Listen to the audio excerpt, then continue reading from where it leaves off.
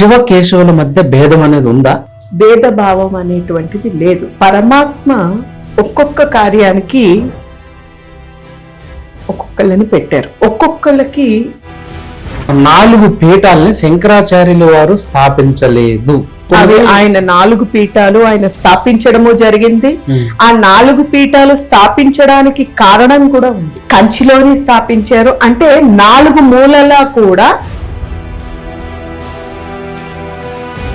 అసలు ఏంటమ్మా ఈ చాతబడి జరుగుతూ ఉండే లక్షణాలు ఏంటి అసలు? వాస్తవంగా చెప్పాలి అంటే పాజిటివ్ నెగటివ్ తప్ప ఏమీ లేదు. ఓకే, ఈ ఎనర్జీ నెగటివ్ గా మారితే అది చెడు అనేది మనకి లక్షణం. ఇక్కడ ఏంటంటే చేతబడి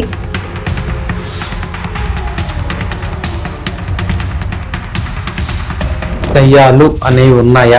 దయ్యాలు పడతాయా? చిన్న వయసులోని ప్రాణాలు పోగొట్టుకున్న వాళ్ళు, లేకపోతే వాళ్ళ వాంఛలు పూర్తి కాకుండా జీవితాలని త్యజించిన వాళ్ళు, ఇలాంటి వాళ్ళు ఎవరైతే ఉంటారో వాళ్ళే దెయ్యాలుగా మారుతారు. ఇవి వాస్తవం. సాయిబాబాని హిందువులు పూజించొద్దు అని అంటున్నారమ్మా. ఒకవేళ సపోజ్ ఆయన ఎగ్జాంపుల్ గా ముస్లిం గానే జన్మించాడు అనుకున్నాం ఇప్పుడు ఉండేటువంటి మాటల్ని బట్టి. ఇప్పుడు నువ్వు అక్కడ గురువుగా చూసినప్పుడు నీకు అక్కడ మతం ఎందుకు వచ్చింది? కాళికామాత పాదాల కింద ఎందుకు పరమేశ్వరుడు ఉంటాడు? మృగంగా మారిపోయింది. రక్తం తాగి తాగి అంతమంది రాక్షసులను అంతం చేసింది కాబట్టి పురాణ ప్రకారం ఎవరు ఆవిడని ఆపలేకపోతున్నారు. ఆవిడ ఒక వికృత రూపాన్ని ఆపలేక భయపడిపోతున్నారు అందరూ. అప్పుడు శివుడు కిందికి వచ్చి నిజంగానే అమ్మవారు ఛత్రపతి శివాజీ మహారాజు గారికి ఖడ్గాన్ని ప్రసాదించాడా? శివాజీ గారికి వాస్తవంగానే అమ్మవారు ఇచ్చింది. అంటే వాస్తవంగా శివాజీ ఒక్కరికే అలా ఇచ్చిందా అంటే, మీరు హనుమాన్ చాలీసా చేసేటప్పుడు హనుమాన్ చాలీసా పారాయణ చేశారు అంటే ఖచ్చితంగా అక్కడ ఏదో రూపంలో హనుమంతుడు అక్కడికి వస్తాడు. ఇది సత్యం. పూర్వం రోజులు కంచి అమ్మవారు సాయం సమయం అంట, రేత్రి సమయంలోకి వచ్చి సంహరణ చేసేదంటమ్మ మనుషుల్ని, పశువుల్ని. నిజమేనమ్మా? నిజమది. అమ్మ తల్లి అని మనం పూజ చేస్తున్నాం. అదే తల్లి రాత్రి అయ్యేసరికి క్రూరత్వంగా తయారై మృగంలా మారిపోతుంది. అప్పటి వరకు కూడా ఎవరు కూడా ఆ సమయంలోనే ఆవిడ దరిదాపులకి నించోడానికే భయపడేటువంటిది ఎవరు ఈయన. ఎప్పుడైతే ఆవిడకి ఆ ప్రశ్న ఏర్పడిందో, సరే ఏంటి ఏంటంటే నీతో చూద్దాం, సరే ఓడిపోతే నాకు ఆహారం అవుతుంది, తప్పకుండా నువ్వేదంటే అది, నేను రెడీ అన్నాడు ఆయన.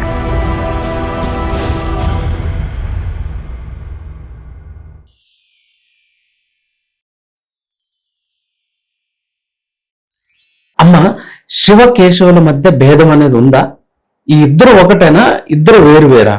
శ్రీ గురుభ్యో నమః. సర్వమంగళ మాంగళ్యే శివే సర్వార్థ సాధికే శరణ్యే త్రయంబకే దేవి నారాయణి నమోస్తుతే. శివ కేశవులు వాస్తవంగా చెప్పాలంటే శివ కేశవులు అనేటువంటిది అసలు భేదం లేదు.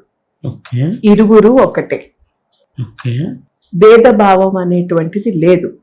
కాకపోతే పరమాత్మ ఒక్కొక్క కార్యానికి ఒక్కొక్కళ్ళని పెట్టారు. అంటే నిరాకార నిర్గుణ చైతన్య స్వరూపుడైనటువంటి ఆ పరమాత్మ ఒక్కొక్కళ్ళకి ఒక్కొక్క కార్యాన్ని ఇచ్చి సృష్టించాడు. అంతే తప్ప భేదభావం లేదు. చేసేది ఒకరే. అదే పరమాత్మ ఇన్నిన్ని విభిన్న రూపాలుగా మారి ఆ విభిన్న రూపాలుగా కార్యం చేస్తూ ఉన్నారు.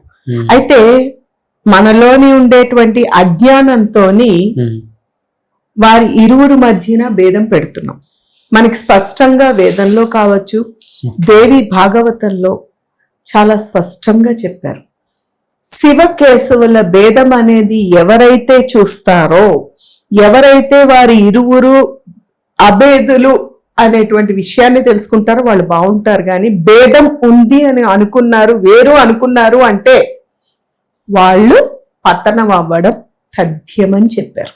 ఓకే అమ్మా, రీసెంట్ టైమ్స్ లో చిన్నజీయర్ స్వామి వారు మాట్లాడుతూ 4 పీఠాలని శంకరాచార్యుల వారు స్థాపించలేదు అన్నారు. కానీ మనం అనాది కాలం నుంచి అవి చదువుకుని ఆయన 4 పీఠాలు ఆయన స్థాపించడము జరిగింది. ఆ 4 పీఠాలు స్థాపించడానికి కారణం కూడా ఉంది.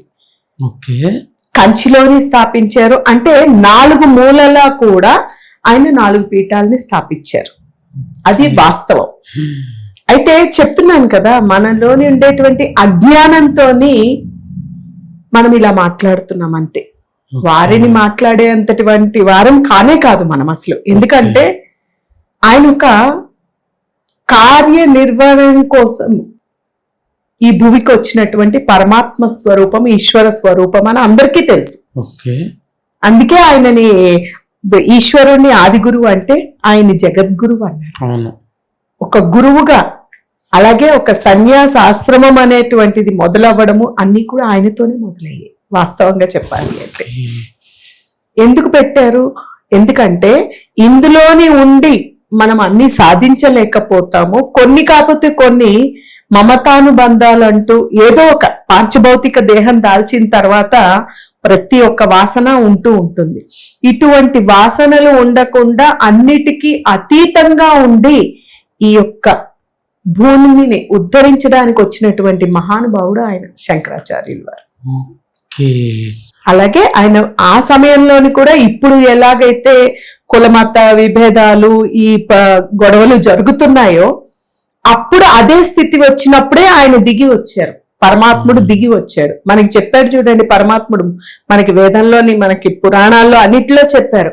ఎప్పుడైతే అవసరం పడుతుందో, ఎప్పుడైతే ఈ యొక్క జగత్తు మీద దుర్మార్గము పెరిగిపోతూ ఉంటుందో నేను ఉద్భవిస్తూ ఉంటాను అన్నారు. అలాగే ఆయన ఆ సమయంలో బౌద్ధిజం అనేది పెరిగిపోతూ ఉండడం వల్ల దైవత్వం అనేది తగ్గిపోతోంది. దైవత్వం గురించి ఎవరు మన ఆది ఇప్పుడు మళ్ళీ మన సనాతనం అంటున్నాం, అప్పట్లో నుంచి కూడాను అది తగ్గిపోతూ వస్తోంది.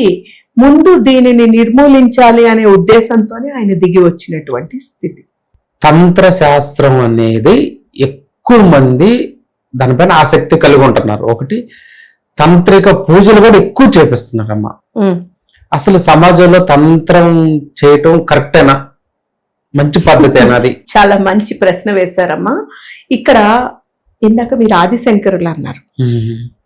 మీరు ఒక్కసారి ఆలోచించండి, ఏ మానవుడైనా ఎవరైనప్పటికీ కూడా మన నిత్య క్రియలలో చేసే ప్రతి ఒక్కటి తంత్రమే. తంత్రం అంటే ఏంటి అసలు? కాకపోతే ఆ తంత్రాన్ని చెడుగా మార్చి క్షుద్రంగా మారిస్తే తప్పు, కానీ షోడశోపచార పూజలు అంటున్నాం. అంటే ఒక విధి విధానంతోని మంత్రోచ్చరణ చేస్తూ మన నమస్కారం చేస్తున్నాం. ఇది కూడా ఒక క్రియే కదా, అవునా? ఇప్పుడు మనం ముగ్గు వేస్తున్నాం, ఏంటది? ఇప్పుడు మనం ఆదిశంకరులు అనుకున్నాం, పరకాయ ప్రవేశం చేశారు. ఇవన్నీ కూడా శాస్త్ర ప్రకారంగానే జరిగాయి. కానీ దానిని లోక కళ్యాణార్థం వినియోగించారు వారు.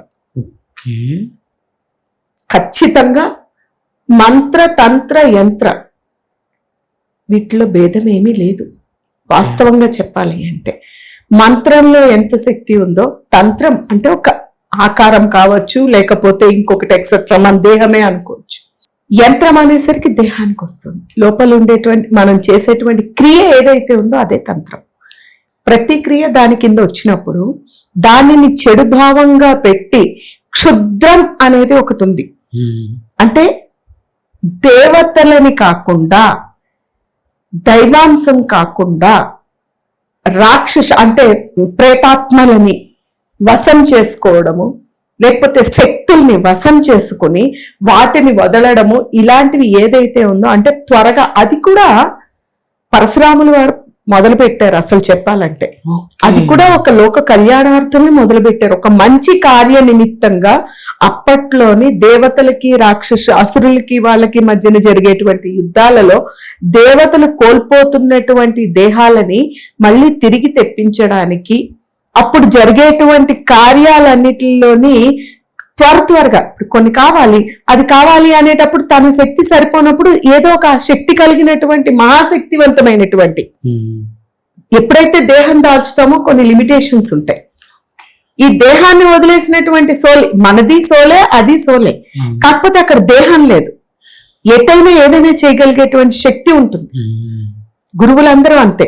సో దానికోసం అని మొదలు పెట్టేటువంటి క్షుద్రాన్ని ఇప్పుడు ఉండేటువంటి సమాజంలో ఏం చేస్తున్నారు అంటే దాన్ని చెడు కార్యాలకి, ఒకళ్ళని నాశనం చేయడానికి, కుటుంబాలని నాశనం చేయడానికి, వ్యవస్థలని పడగొట్టడానికి వాడుతున్నారు. అది తప్పు, అది చాలా తప్పు. కానీ ఇప్పుడు దానివల్ల వాళ్ళ ఎనర్జీలు కూడా తగ్గిపోతాయి. ఇప్పుడు మనం ఎగ్జాంపుల్ తీసుకున్నాము అంటే ఆదిశంకరులు ఉన్నారు, వివేకానందులు వారు ఉన్నారు.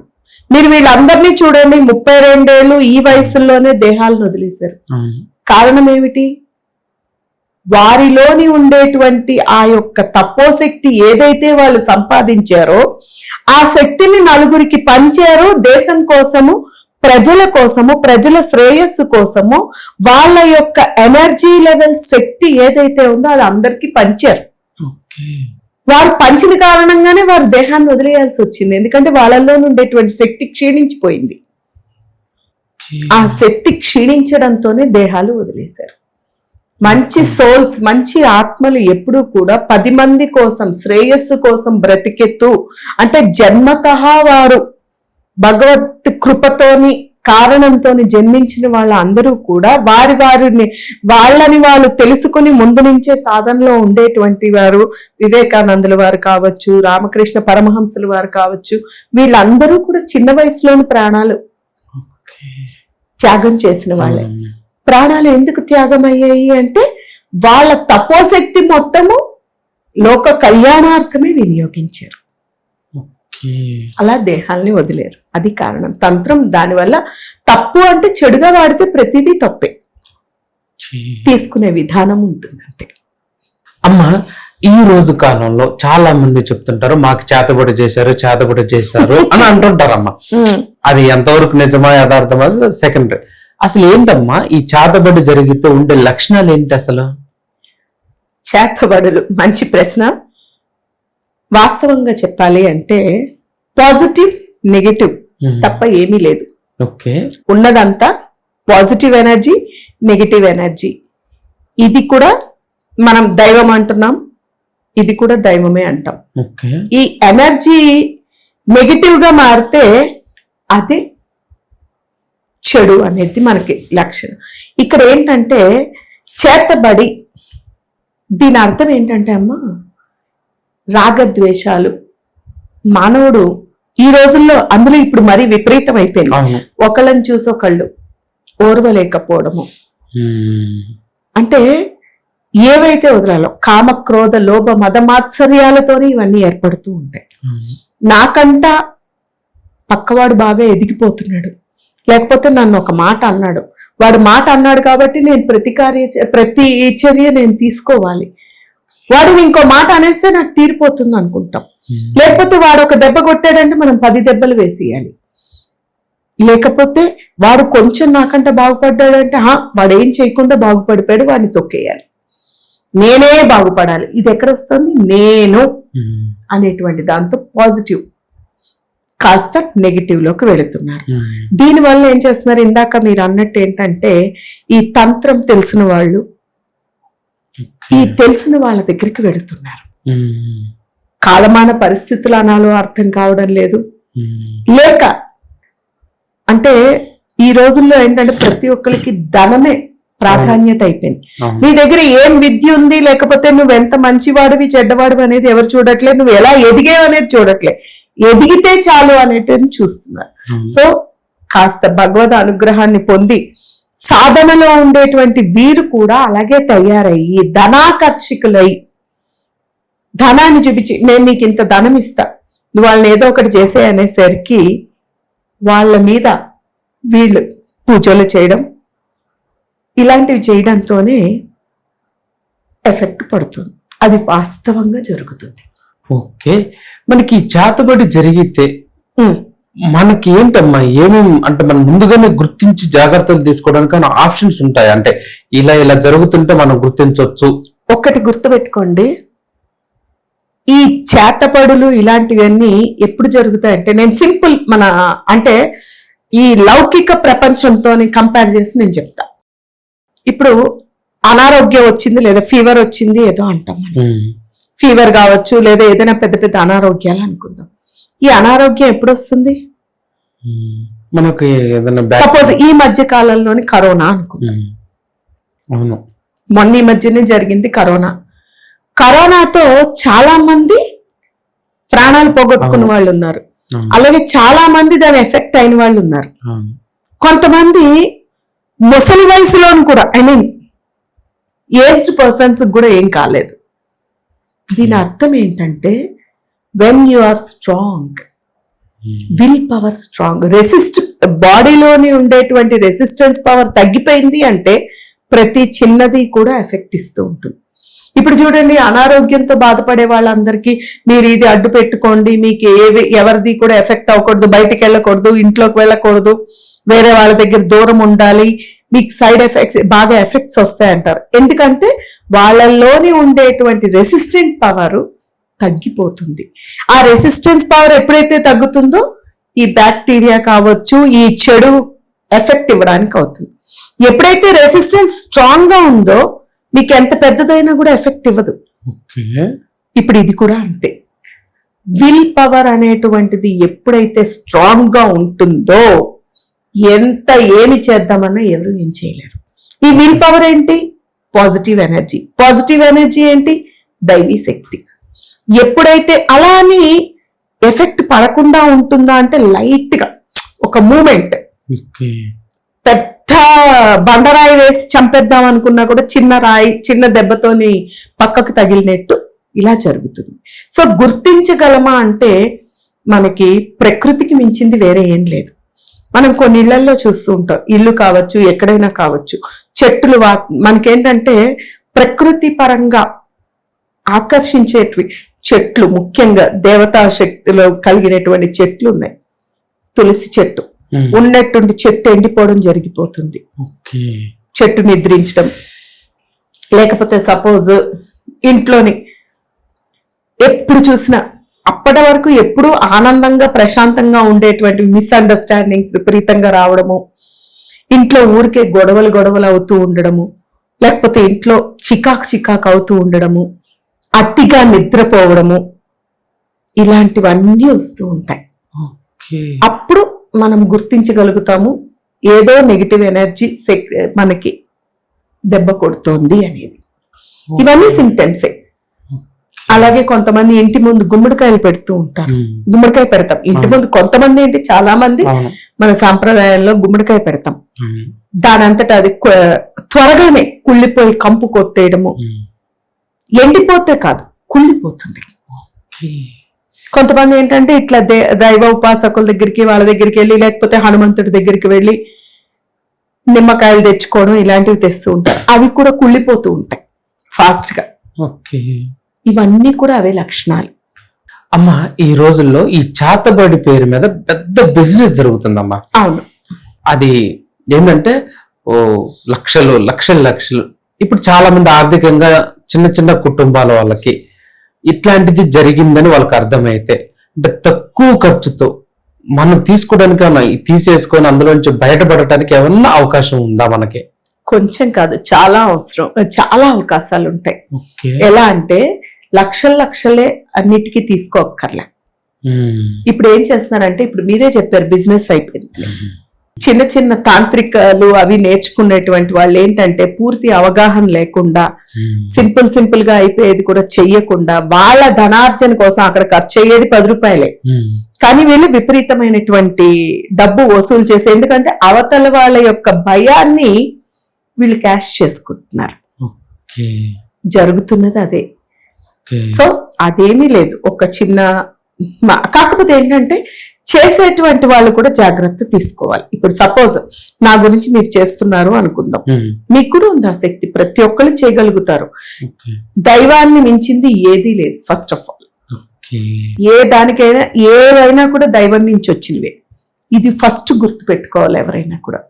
దైవాన్ని మించినటువంటిది ఏదీ లేదు, కాకపోతే పేషెన్స్ అవసరం. అలాగే ఇలాంటివి నిర్మూలించడానికి ఎవరికి వారు కూడా చేసుకోవచ్చు. చాలా సింపుల్ మెథడ్స్ తో చాలా చేసుకోవచ్చు. అమ్మ ఒక 2-3 మన ఆడియన్స్ కోసం. ఇప్పుడు మనకి ఎగ్జాంపుల్ కనుదిష్టి అనుకో. లైక్ ఈ రోజుల్లో ఏంటంటే ప్రతిదీ నరదిష్టి విపరీతమైంది. అవునా? ఈ నరదిష్టికి చక్కగా కళ్ళుప్పు ప్రతి ఒక్కళ్ళ ఇళ్లలోని ఉంటుంది, లేదా తెచ్చుకోవచ్చు. అది ఎంత తిప్పి కొడితే ఒక 10 రూపాయల్లోనే అయిపోతుంది. 10 రూపాయలు కళ్ళుప్పు తెచ్చుకుని మనం ఇంట్లో పెట్టుకుని కళ్ళుప్పు పసుపు కలిపి ఇల్లుని ప్రతిరోజు మనం శుద్ధి చేస్తూ ఉంటే, అలాగే బయట నుంచి మనం లోపలికి వచ్చేటప్పుడు బయటని ఎన్నో రకాలు తగులుతూ ఉంటాయి. అప్పుడు కాళ్ళు కడుక్కుని లోపలికి రావడం, వీటికి ఖర్చే ఉంది చెప్పండి? లేదు, ఇవేదో పొరపాటు, ఇవన్నీ పోని మనము రాకముందు రెమెడీస్ అనుకుంటున్నాం, వచ్చేసిన తర్వాత అనుకుందాం. వచ్చేసిన తర్వాత కూడా ఏదైనా ఎఫెక్ట్ అయిన తర్వాత కూడా మీకు నచ్చినటువంటి దైవాన్నే మీరు తీసుకోండి. భగవన్ నామస్మరణ చేస్తూ, కర్పూరం మనకి తెలుసున్నదే కదా, కర్పూరం, లవంగాలు, కర్పూరం, మిరియాలు కలిపి పూర్తిగా ఆహుతి చేసేసి 5 మిరియాలు 5 లవంగాలు కర్పూరం, ముద్ద కర్పూరం వేసేసి దాన్ని ముట్టించేసి, దాన్ని నుదుటిని ఎప్పుడు దాంట్లో కొంచెం నువ్వుల నూనె లేకపోతే ఆవు నెయ్యి, స్వచ్ఛమైన ఆవు నెయ్యి వేసి నుదుటిని పెట్టుకుంటూ ఉంటే ఈ ఎఫెక్ట్ క్లియర్ అయిపోతుంది. క్లియర్ అయ్యే చాలా మటుకు తగ్గిపోతుంది. అలాగే ఇంట్లోకి ఎవరైనా వచ్చి ఆ దెబ్బ పడకుండా కర్పూరం, అన్నిటికంట బ్రహ్మాండమైనటువంటిది ఇంకోటి ఏంటంటే ఎప్పటికప్పుడు ధూపం వేయడం. ఇంట్లో ధూపంతో చాలా పోగొట్టచ్చు. రెగ్యులర్ ధూపం వేస్తూ ఉన్నాము అంటే నెగిటివ్ ఫోర్సెస్ రావు. ఇది చాలా అద్భుతమైన చిట్కా. చాలా మంది ఏంటనుకుంటారంటే ధూపం వేస్తే అదేదో పెద్ద తప్పు అన్నట్టు, లేకపోతే వీళ్ళు ఏదో పూజలు చేసేస్తున్నా. ఇవి కాదు, దైవానికే ధూపం అని కాదు. ధూపం అనేటువంటి దాంతోని భగవంతుడు, ధూమావతి మనం అంటున్నాం, అలాగే ధూపం పొగ అంతే. అది వాయువు, వాయుశక్తి ఎంత గొప్పది. ఈ వాయుశక్తితోని మొత్తం అంతా కూడా నిర్మూలన చేసే అవకాశం ఉంది ధూపం. అందుకే దేవుడికి ఎప్పుడు కూడా మనం ఏం చేస్తాము, ధూపం వేస్తూనే ఉంటాం. మనకెలా తగులుతుందో ఇంట్లో దేవతారాధనలు చేసే వాళ్ళకి దేవతా విగ్రహాలు దేవతలకు కూడా తగులుతూ ఉంటాయి. సో అందుకే దేవతలకు కూడా మనకి ఈ యొక్క ధూపం అనేది పెట్టారు. అమ్మ, నేను మీ దగ్గరకు వచ్చిన క్లయింట్స్ ని చాలా మందిని కలిశాను. మీరు చాలా మందికి నెగిటివ్ ఎనర్జీ తీసేశారు అనేది ఉంది. ఎట్లా మీ ప్రాసెస్ ఎట్లా చేస్తారు, అంత క్యూర్ ఎలా చేస్తుంటారు? ఇప్పుడు ఎగ్జాంపుల్ దీనికి చెప్పాలి అంటే అంత ఈజీగా చెప్పలేము. ఫీవర్ ఉంది, ఫీవర్ ఎన్నో రకాలుగా వస్తుంది. ఏ రకమైన ఫీవర్ వస్తుంది. నార్మల్ ఫీవర్ ఉంటుంది, వైరల్ ఫీవర్ ఉంటుంది, మలేరియా ఉంటుంది, టైఫాయిడ్ ఉంటుంది. అన్నిటికీ ఒకటే టాబ్లెట్ వేస్తామా? వేడి తగ్గడానికి డోలో వేస్తామేమో, లేదా వేడి తగ్గడానికి పారాసెటమాల్ వేస్తాం, కానీ దేనికి సంబంధించింది దానికి వేస్తాం. ఇది కూడా అంతే. సింపుల్ వర్డ్ లో చెప్పాలంటే అందరిది ఒకలాగా ఉండదు. కాబట్టి ఆ వచ్చినటువంటి ప్రాబ్లమ్ని బట్టి అప్పుడు పరమాత్మ ఆదేశం ఏదైందో, నేనైతే కంప్లీట్ గా భగవతి మీద ఆధారపడి ఉన్నా. నాకు అప్పుడు ఆవిడ ఏమి ఇండికేషన్ ఇచ్చిందో అదే చేస్తాను నేను, అదే జరుగుతుంది. అంతేగాని నేనైతే ఏమీ చేయలేదు, నాకేం తెలియదు కూడా. ఓకే అమ్మ, మీరు ప్రశ్నలకు కూడా సమాధానం చెప్తుంటారు కదా మీ దగ్గరకు వస్తే? చెప్తూ ఉంటా అప్పుడప్పుడు, అందరికీ రాదు. అంటే ఆవిడ చెప్తున్నాను కదా, నేను కంప్లీట్లీ నేను సరెండర్ టు భగవాన్, భగవతికి సరెండర్. నాకు అది చూడంగానే ఆవిడ చెప్పాలి అనుకుందంటే వాళ్ళు అడగక్కర్లే, అడగకుండానే తెలియపరిచేస్తూ ఉంటాం. ఆ తెలియపరిచింది జరిగిపోతుంది. ఒక్కొక్కసారి వాళ్ళు అడిగినప్పుడు వాళ్ళ సంగతి ఏంటనేది చూసి చెప్పడం జరుగుతూ ఉంటుంది ప్రశ్నలకి. అమ్మ, నిజంగానే దయ్యాలు అనేవి ఉన్నాయా? దయ్యాలు పడతాయా? చాలా అద్భుతంగా అన్నారు మీరు. దైవం ఉన్నదనేది నమ్ముతారా మీరు? నమ్ముతాను. మరి దైవం ఉన్నదనేది నమ్మినప్పుడు దెయ్యం ఉన్నదనేది కూడా అంతే వాస్తవం. దైవం వాస్తవం అయినప్పుడు దెయ్యం వాస్తవం. ఇది వాస్తవం కాదు, అవాస్తవం అంటే అది కూడా అవాస్తవం. దైవం కూడా ఆత్మస్వరూపమే. అవునా? దైవమైన ఆత్మే, దెయ్యమైన ఆత్మే. నెగటివ్ ఎనర్జీ లేకపోతే ఇప్పుడు చిన్న వయసులోని ప్రాణాలు పోగొట్టుకున్న వాళ్ళు, లేకపోతే వాళ్ళ వాంఛలు పూర్తి కాకుండా జీవితాల్ని త్యజించిన వాళ్ళు, ఇలాంటి వాళ్ళు ఎవరైతే ఉంటారో వాళ్ళే దెయ్యాలుగా మారుతారు. ఇవి వాస్తవం. మీరు ఎప్పుడైతే మీరు కూడా సాధనలో దిగితే అవి ఖచ్చితంగా చూడగలుగుతాం, మనం కనిపిస్తాయి. అమ్మ రీసెంట్ టైమ్స్ లో సాయిబాబా అనే దేవుడు పైన దేవుడు కాదు, మన హిందువు కాదు, సాయిబాబాని హిందువులు పూజించొద్దు అని అంటున్నారమ్మా. సాయిబాబా సాక్షాత్కారం మీరు పొందారు, బాబా వారి షిరిడి మీరు వెళుతూ ఉంటారు. అసలు ఏంటమ్మా, సాయిబాబాని దేవుడుగా పూజించాలా వద్దా? సాయిబాబా హిందువా ముస్లిమా? చాలా అద్భుతమైన ప్రశ్న. ఫస్ట్ ఆఫ్ ఆల్ దీన్ని చెప్పాలి అంటే నేను ముందు వారి గురువుల యొక్క కృప నేను పొందాలి. గురువులని మాట్లాడే అంత అర్హత మనకి లేదు వాస్తవంగా చెప్పాలంటే. సాయిబాబా అనేటువంటి వారు అంటే దేహంగా చూస్తే ఆయన మీకు ముస్లింగా కనిపిస్తున్నాడు. ఎప్పుడైతే మనము వేదాలు చదివేము, ఎన్నో చూసాం, పురాణ ఇతిహాసాలు ఎన్నో చూసాం. భగవంతుడిని మనం ఏమంటున్నాం? జ్యోతి స్వరూపం అంటున్నాం, పరమాత్మ స్వరూపం అంటున్నాం. అవునా? ఎప్పుడైతే మీకు పరమాత్మ స్వరూపమో, అలాగే పరమాత్ముడు మనకి భగవానుడు ఏం చెప్పాడు? అంతటా అన్నిటా అందరిలో నేనే ఉన్నాను అన్నాడు. అవును, అహం బ్రహ్మాస్మి అన్నాడు. అలాగే ఒక కారణంతో జన్మించినప్పుడు, దైవాంశ సంభూతంగా జన్మించినప్పుడు, రాముడు జన్మించినప్పుడు, రాముడు ఈ భూమికి వచ్చినప్పుడు పరమాత్మ స్వరూపమే, కానీ ఆయన ఒక రాజుగానే భావించారు. ఇప్పటికీ అజ్ఞానంలో ఉండేటువంటి వాడు రాముడు ఇటువంటి వాడు, అటువంటి వాడు, సీతను వదిలేశాడు, ఇట్లా మాట్లాడుతూనే ఉంటారు. ఎందుకంటే ఆయన లీలలు ఏవి చూపించలేదు అప్పుడు. ఇంకా కృష్ణావతారంలో అయినా కొన్ని చెప్పాడు కానీ, చూపించాడు కానీ, మరి ఆయన అలాగే వచ్చాడు. వెంకటేశ్వర అవతారంలోనే అదే అయింది, గోవింద అవతారంలో వాళ్ళు దాటలేదా? పరమాత్మ స్వరూపమే. ఇక్కడ భగవంతుడికి రూపమే లేదు అనేటప్పుడు, భగవంతుడికి ఏదీ లేనప్పుడు, కులాలకి మతాలకి అన్నిటికీ అతీతమైనటువంటిది పరమాత్మ స్వరూపం. ప్రతి ఒక్కరిలో పరమాత్మని దర్శించుకునేటప్పుడు ఆయన పరమాత్మ స్వరూపంగా ఆ సమయానికి తగ్గట్టు ఎలాగైతే ఆదిశంకరులు జనించారో, ఎలాగైతే మిగిలిన గురువులు ఈ భూమికి వచ్చారో, వారు కూడా అదే రకంగా ఆయన ఆ సమయంలోని ఆ రూపంలో వచ్చి ఉండొచ్చు.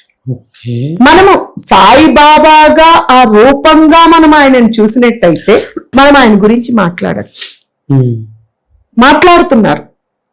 నువ్వు ఎప్పుడైతే అందరిలో దైవాన్ని చూస్తున్నావో, నువ్వు నిజమైనటువంటి దైవానుగ్రహాన్ని పొందినటువంటి వాడివి, నువ్వు దైవమైనప్పుడు నీకు ఇటువంటి భేదాలు అనేటువంటి కనిపించు. ఇప్పుడు ప్రతి ఒక్కరిని ప్రశ్నిస్తున్నారు, ప్రతి ఒక్కరిని ప్రతి ఒక్క మాట అంటున్నారు. ఒక 2 రోజులు పైకెత్తేది మీరే. ఫస్ట్ ఆఫ్ ఆల్ మీడియా పైకెత్తేది మీరే, కింద పడేసేది మీరే, అనేది మీరే. ఎందుకంటే ఇది ఎందుకు జరుగుతోంది అంటే, మనుషుల్లోని తెలివి పెరుగుతోంది అనుకుంటున్నాం కానీ అతి తెలివి పెరిగిపోతుంది, జ్ఞానం పెరుగుతోంది అంటున్నారు. ఇప్పుడు అందరూ కూడా విద్యావంతులు, ఇప్పుడు అందరికీ అన్ని తెలుస్తున్నాయి. కాకపోతే తెలుసుకోవడం తప్పులేదు, తెలుసుకోవడం చాలా సంతోషం. కానీ తెలుసుకొని మితిమీరిపోయి మేమే గొప్ప, మాకు అన్ని తెలుసు అనుకోవడమే తప్పు.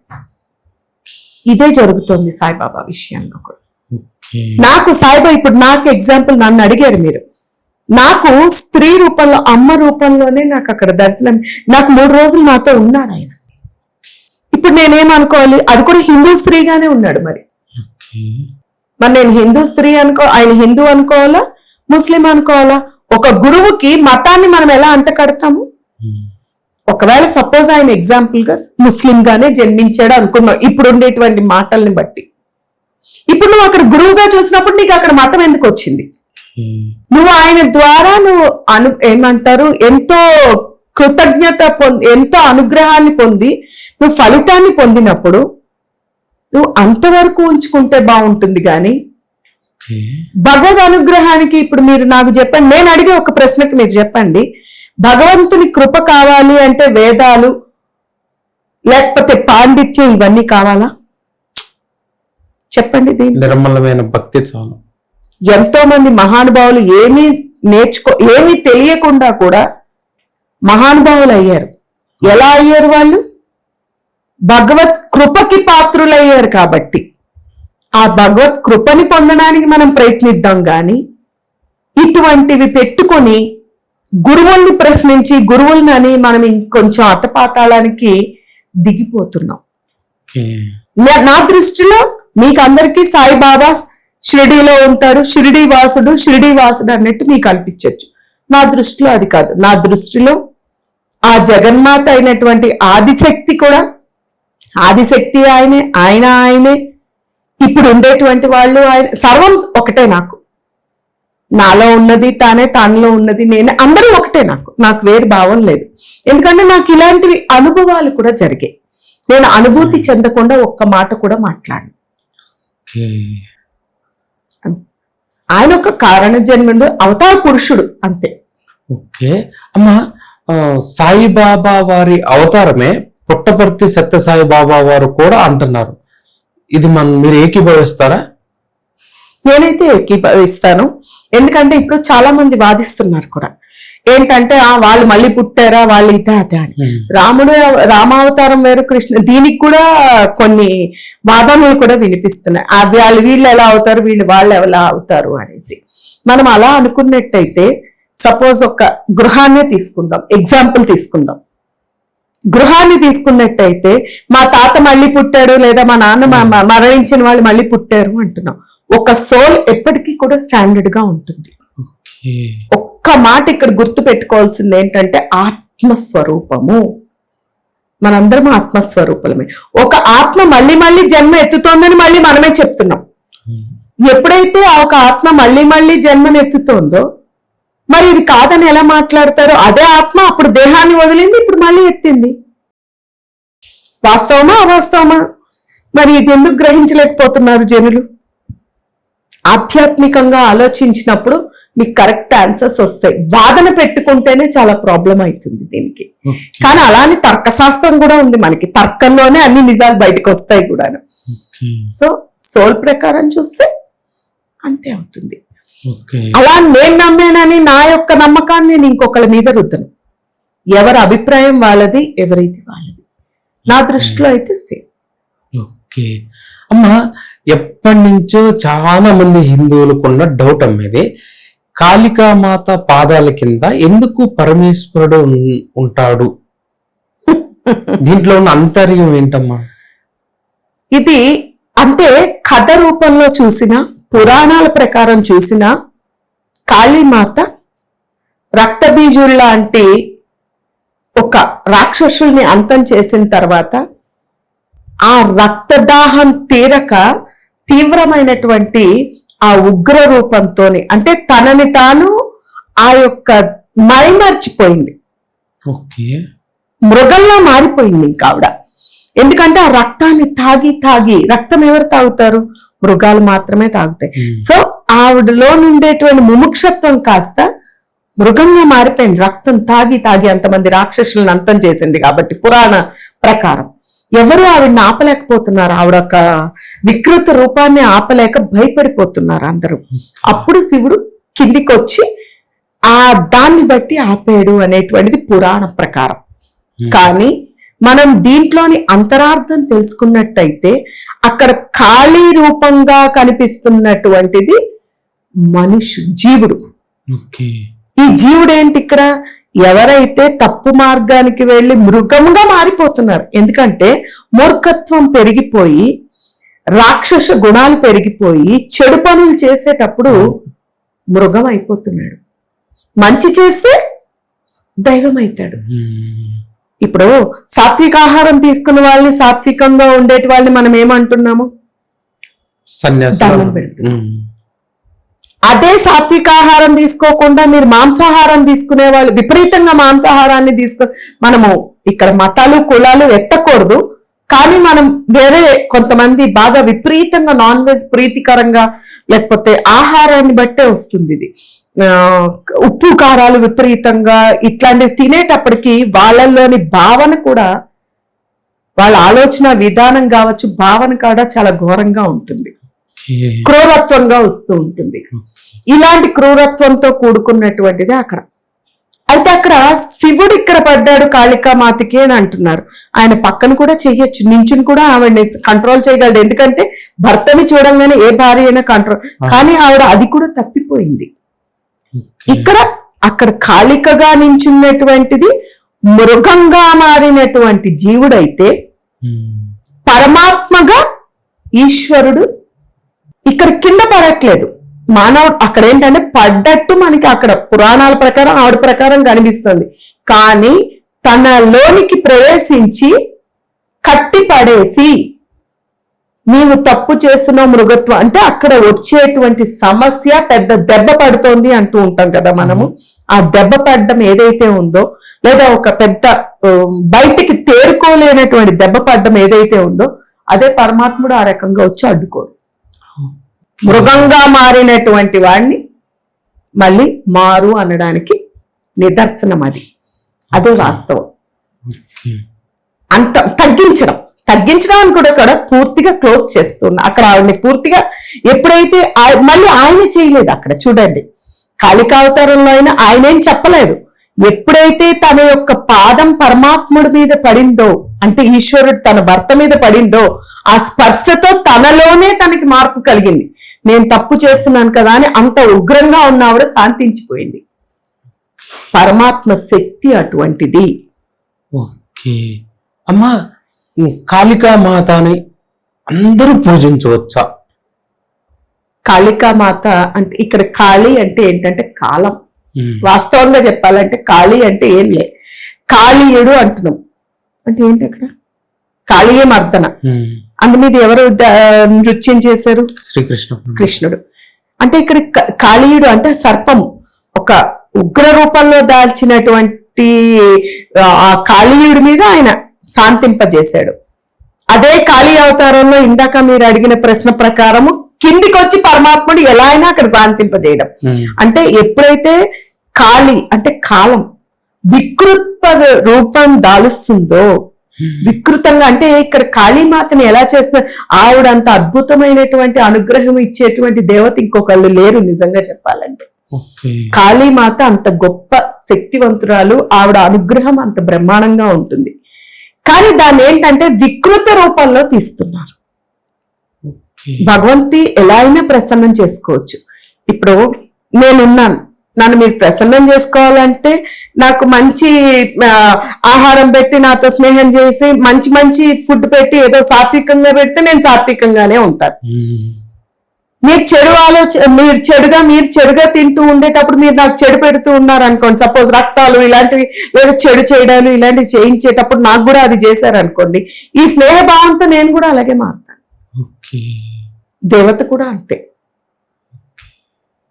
ఆవిడని మానవులు అలా చేస్తున్నారు. చెడు అంతం చేయడానికి కాళీ అంత గొప్పది ఇంకొక అవతారం లేదు. కాళీమాత అవతారం అంత గొప్పది. కాలం అంతే, అది కాలానుగుణంగా అంటూ ఉంటాం, మన పెద్దలు చెప్తూ ఉన్నారు. కానీ ఆ కాలానుగుణంగా జరిగితే పర్వాలేదు. అలా జరగకుండా మనకి కావాల్సిన రీతిలో కావాలని చెప్పి మనం ఏం చేస్తున్నాము, ఆవిడ్ని ప్రసన్నం చేసుకోవడానికి ఆవిడ్ని వివిధ రకాలైనటువంటి తాంత్రిక పూజలు కానీ లేకపోతే ఇంకొక రకంగా కానీ చేసి ఎలా అయినా, ఇప్పుడు ఒక భక్తుడు ఆర్తితో అర్థిస్తూ ఉంటే అమ్మ యొక్క తత్వమే అది. ఎవరైతే ఆర్తితో ఆ భగవతిని ప్రసన్నం చేసుకోవాలనుకుంటాడో, ఆర్తితో ప్రార్థిస్తాడో ఖచ్చితంగా ప్రసన్నం అవుతుంది. అది ఎవరికైనా కానివ్వండి, భగవంతుని దృష్టిలో అందరూ సమానులే. ఇక్కడ ఏ భేదం లేదు. ముఖ్యంగా ఇది గుర్తు పెట్టుకుంటే మనము అన్నిటికీ మనకు ఆన్సర్ దొరుకుతుంది. భగవంతుని దృష్టిలో అందరూ సమానులే. అది రాక్షసుడు కావచ్చు, లేకపోతే మనుషుడు కావచ్చు, దేవతలు కావచ్చు, ఎవరైనా అందరూ సమానమే. మనం చేసేటువంటి ప్రార్థనను బట్టి వాళ్ళు అలా ప్రసన్నం అవుతారు.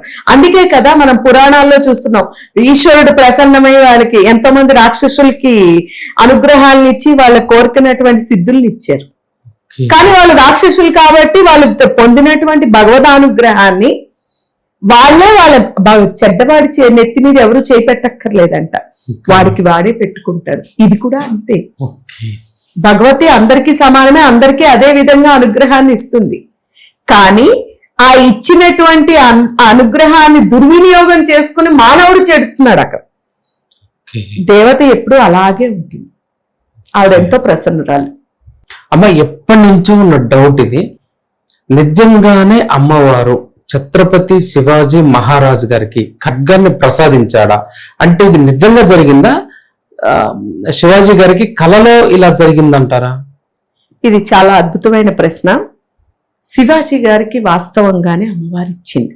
అంటే వాస్తవంగా శివాజీ ఒక్కరికే అలా ఇచ్చిందా అంటే, ఎప్పుడైతే భగవంతుణ్ణి తీవ్రంగా మనం ఆరాధిస్తూ ఉంటామో అప్పుడు భగవత అనుగ్రహము, మనం ఎంతో మందిని చూస్తూ ఉంటాం, మనం భగవద్ దర్శనం చేసుకున్నాము అని. భగవద్ దర్శనాలు చేసుకుంటూ ఉంటారు, భగవంతుడు ఏదో ఒక రూపంలో ప్రతి ఒక్కరికి వస్తుంది, కనిపిస్తారు. మీరు చూడండి, కొన్ని పూజలు అవి చేసేటప్పుడు కూడా, ఇప్పుడు హనుమాన్ చాలీసా ఉంది, మీరు హనుమాన్ చాలీసా చేసేటప్పుడు హనుమాన్ చాలీసా పారాయణ చేశారు అంటే ఖచ్చితంగా అక్కడ ఏదో రూపంలో హనుమంతుడు అక్కడికి వస్తాడు. ఇది సత్యం. కానీ అది మనం గ్రహించగలగాలి, గుర్తించుకోగలగాలి. గుర్తించగలిగే శక్తి మనకు ఉండాలి. ఆ శక్తి కావాలి అంటే మనకి ఆ సాధన ఉంది అంటే మనకి శక్తి. ఆయన ఆ సాధనతోని, భగవతుని ఆరాధనతోని ఆయన శక్తి సంపాదించాడు కాబట్టి ఆ తల్లి యొక్క అనుగ్రహాన్ని పొందగలిగాడు. ఆ తల్లి యొక్క రాకని, ఆవిర్భావాన్ని కూడా ఆయన తెలుసుకోగలిగాడు. ఖడ్గాన్ని స్వీకరించాడు. ఆయన ఒక్కడికని కాదు, ఎంతో మందికి ఆవిడ ఇచ్చారు. పరమాత్ముడిని ప్రసన్నం చేసుకున్న తర్వాత పరమాత్ముడిని ఎంతో మంది ప్రసన్నం చేసుకున్నారు. ఖచ్చితంగా అలాగే వస్తూ ఉంటుంది. వారికి కూడా అలాగే వచ్చింది. కాకపోతే వారు రాజు లోక కళ్యాణం కోసము అందరికి, ఎంతో మందికి, ఎందరో మహానుభావులు ఉన్నారు ఇక్కడ మనకి భూమి మీద. అందులోని మన యొక్క భరత ఖండంలో, మన భరత భూమిలోని పవిత్రమైనటువంటి ఈ జగత్ అంతట్లోకి కూడా, ఈ లోకం అంతట్లోకి కూడా ఎన్నో దేశాలు ఉన్నాయి, ఎన్నో ఉన్నాయి. కానీ మన యొక్క భరత భూమి పుణ్యభూమి, దైవ భూమి కాబట్టి ఇక్కడ ఎందరో మహానుభావులు జన్మించారు, జన్మిస్తూనే ఉన్నారు. ఇప్పటికీ ఎందరో మంది ఉన్నారు. చాలా మందికి చాలా ఇచ్చారు. కాకపోతే కొంతమందివి బయటకు వస్తున్నాయి, కొంతమందివి రావట్లేదు. అందులో శివాజీ గారికి కూడా అమ్మవారి యొక్క అనుగ్రహం పొంది ఆవిడకి ఖడ్గం ఇచ్చింది, బయటకు వచ్చింది. కొంతమంది రావట్లేదు, అంతే తేడా. అమ్మా, శ్రీచక్ర పూజ, శ్రీచక్రాన్ని ఎవరు పూజించాలి? అందరూ పూజించవచ్చా? ఒకటి, శ్రీచక్రాన్ని మన ఇంట్లో పెట్టుకుని పూజ చేసుకోవచ్చమ్మా? శ్రీచక్రం ఈరోజు అసలు చెప్పాలి అంటే శ్రీచక్రం అనేటువంటిది వేరే ఏమీ లేదు, మన దేహమే ఒక శ్రీచక్రం. ఓకే. ఇప్పుడు పరమాత్మ స్వరూపమే అందరం. మనం అనుకున్నట్టు మంత్ర తంత్ర యంత్రం అంటున్నాం, ఇది కూడా ఒక యంత్రం లాంటిది శ్రీచక్రం. అవునా? దాన్ని పెట్టిన మన దేహమే అంతా అయినప్పుడు, అయితే కొన్నిటికి కొన్ని నియమాలు ఉంటాయి. ఇప్పుడు సాకార పూజకి నిరాకార పూజకి చాలా తేడా ఉంటుంది. ఇప్పుడు ఆత్మలోని మనం పూజించినట్టయితే, ఆత్మ, సపోజ్ గుడి తీసుకుందాం మనం ఎగ్జాంపుల్. గుడిలోని ఉండేటువంటి దేవత, గుడిలోని దేవతే పెడతారు, విగ్రహాన్ని ప్రతిష్ఠిస్తారు. అలాగే ఇళ్లల్లోని మనము దేవతామూర్తుల్ని పెట్టి పూజ చేస్తున్నాం. ఇంట్లో మనందరం తిరుగుతాము. అలాగే దేవుడు గదిలోకి వెళ్ళాలి అంటే స్నానం సంధ్యలు చేసుకుని వెళ్ళాలి, అమ్మో లేకపోతే అనేటువంటిది ఒక నియమం పెట్టుకున్నాం. ఇవన్నీ ఏంటంటే నియమాలు. ఎప్పుడైతే మనం అన్ని పొందేస్తామో, ఏ నియమం లేకపోయినా కూడా, ఏం చెయ్యకపోయినా కూడా పరమాత్మని అనుగ్రహం పొందేం కాబట్టి ఏ నియమం లేకపోయినా పరమాత్మని అనుగ్రహం కలుగుతుంది. ఇప్పుడు 10th క్లాస్ చదివేవాడికి 10th శక్తి జరుగుతుంది. ఇప్పుడు సింపుల్ వేలో చెప్పాలి అంటే, ఎల్కేజీ వాడు 10th క్లాస్ లెవెల్లో చేస్తానంటే చేయగలుగుతాడా? లేకపోతే ఫస్ట్ స్టాండర్డ్ వాడు 10th క్లాస్ ఏం చేస్తానంటే చేయగలుగుతాడా? మీరు అడిగిన ప్రశ్న అలాగే ఉందన్నమాట. వాస్తవంగా అదే. అంటే లెర్నింగ్ స్టేజ్ లో ఉండే వాళ్ళకి ఏమైతుంది అంటే, భగవంతుని కృప పొందకుండా, భగవంతుడు అనేటువంటిది తెలుసుకోకుండా, తానే భగవత్ స్వరూపం అనేటువంటిది తనకి తెలియకపోవడం వల్ల, అలాగే ఇల్లు అనేసరికి ఎన్నో రకాల మంది వస్తారు, ఎన్నో రకాలు జరుగుతూ ఉంటాయి. అందరూ ఒకలా ఉంటారని మనం అనుకోవడానికి లేదు. అవునా? ఇలాంటివి చేసేటప్పుడు ఏంటంటే ఇళ్లల్లో పెట్టద్దు అనడానికి కారణం ఏంటంటే ఎన్నో రకాల మంది వస్తూ ఉంటారు, ఎంతో మంది లోపలికి అన్నిటికి తిరుగుతూ ఉంటారు. అందరూ ఒకేలా వస్తారు అనడానికి మనకి లేదు గ్యారెంటీ. మీకు ఎప్పుడైతే మనం ఇలాంటివి పెడుతున్నామో కొన్ని మినిమం జాగ్రత్తలు తీసుకోకపోతే ఆ ఎఫెక్ట్స్ వచ్చే అవకాశం ఉంటుంది. ఆ ఎఫెక్ట్స్ వచ్చాయి అంటే మనం దాన్ని నిర్మూలించుకోగలిగే శక్తి, లేకపోతే అసలు ఎఫెక్టే రాకుండా చేసుకోగలిగే శక్తి ఉంటే మనం ఏమైనా చెయ్యొచ్చు. కానీ అది అందరికీ రాదు కదా. ఎల్కేజీ వాళ్ళు 10th క్లాస్ చేయలేరు. పరమాత్మ అనుగ్రహం. అందుకనే కొన్ని జాగ్రత్తలు నియమాలు పెట్టారు. ఇప్పుడు ఇన్ని రకాలు మనకి చెప్పేస్తున్నారు, ఇన్ని చేసేయచ్చు అని చెప్తున్నారు.